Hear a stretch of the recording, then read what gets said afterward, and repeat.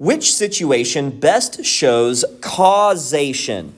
That's a word that just means cause and effect. So we are looking for the situation that makes the most sense in the context of one thing causing another thing to happen. And so let's see, of these answer choices, which one makes the most sense in the context of cause and effect.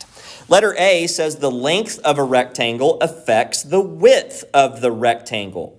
Well, that doesn't really make much sense because we could have a rectangle that has any length, and that's not necessarily going to change the width of that particular rectangle. So I'm going to eliminate that answer choice.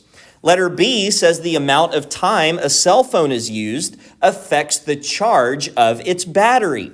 Well, that seems to make a lot of sense. If I use my cell phone a lot, the charge of the battery is going to be very low. If I don't use my cell phone, then I'm going to have a high battery charge. I really like answer choice B, so I'm going to put a dot by it, read the rest of the answer choices just to see if I can find something better. Letter C says the number of ice cream bars sold affects the number of milkshakes sold.